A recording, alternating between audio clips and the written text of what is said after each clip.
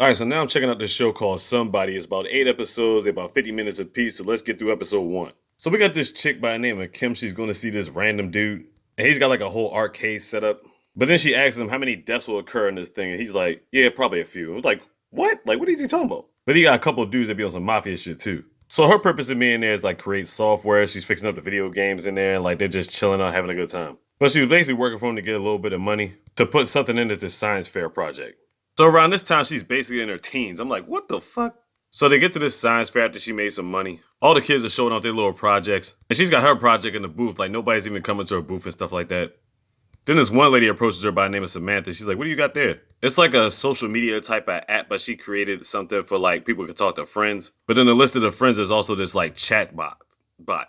It could basically correct messages that people pretend to send or not try to send or whatever like that. It reviews the information. It's basically like an AI. If you don't know what AI is, artificial intelligence. And Samantha's basically going over the schematics of what she's been accomplishing. And Kim calls this AI chat bot, she calls it someone. And you're like, why does she call it someone? And she says, because everybody needs someone to talk to. I'm like, okay. So I guess about a couple of years later, Kim is linked up with Samantha, and what they came up with is like some type of like love couples certifiable app for people to get married on and things of that nature. Samantha's financing it, and Kim is like the CEO of the shit. So it's like, okay, wow. So they're sponsoring this thing about this married couple that just recently got married. And Kim does a little commercial for it, but when off camera, it seems like she really don't give a fuck. So then we catch her back home and we find out that she's got a lot of stuff in the house. She has a lot of video games in there too. She plays a little video game, dies, game over, then she goes over to the AI bot and starts having conversations with it. Then it brings up some lady by the name of G. Apparently, G used to live with her. They were roommates. And it showed her this video of her dancing. Then we get this flashback. We get this flashback of both of them trying to make like cute faces to post online or something like that. It's just a minor flashback, but you think to yourself like, damn, where did she go at? But not all is hunky-dory on this website.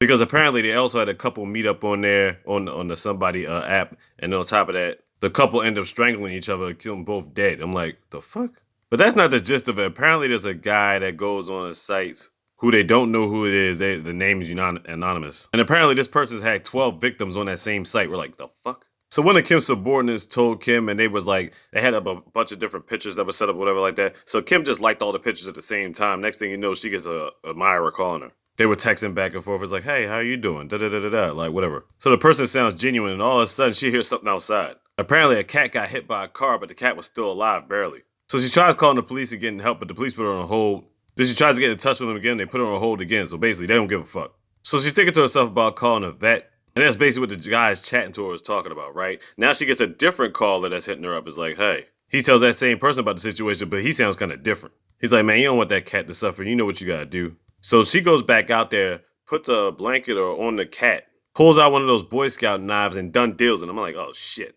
So he took the advice of the second caller and ended the cat. Then he gave the second caller a location. Now, the thing was, the first caller and the second caller actually ended with the same message. So you're thinking to yourself, was that the same person the whole time? So anyway, the guy pulls up in front of the house. It turns out his dude's name is Seihan. If we learned anything from our show, Vincenzo, Seihan's name is not a good name. A name that positively brings evil intent. But anyway, she goes for a ride with him because they're supposed to get something to eat or whatever. But then he parks this little random spot. It looks like a dead-end spot. She's like, look, if you're trying to rape me, like, I can't do anything about it because you're stronger than me or whatever like that. And he's just like, nah, we're just going to go ahead and get something to eat. But if you want me to take you home, I'll take you home. And then she's like, no, take me to your office. So they go to his office. They go in his room. They find some like scissors, gloves. She finds this ribbon. She's like, you think this ribbon's funny? He's like, no, I just like to go around cutting ribbons. They had this wild staring contest and they had this wild ass conversation. Now, afterwards, I'm not sure if she went home or not, but bottom line is we see Seihan back in his room, and he's talking to his little chick, some chick by the name of Rose. Apparently, she was going through some situation, and he helped her out or whatever like that. But apparently, she's another person online, and he thinks to himself, like, oh, so you think we should meet? So then she's like, all right, sends a location. Next thing you know, Seihan's naked with Rose in the bathtub, choking her to death, done his shit. I'm like, what the fuck? He deletes his name from somebody, then creates another username. I'm like, the fuck?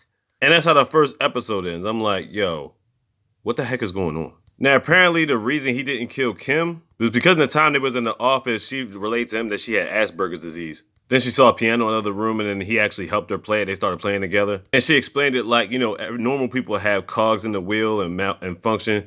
She explained it like she didn't feel like she was a cog at all. Basically, she didn't feel like she belongs in the normal world where everybody else is. And she told him that she has different reactions to things as far as normal people would. Like normal people laugh at stuff, and she's like, I'll be like, all right.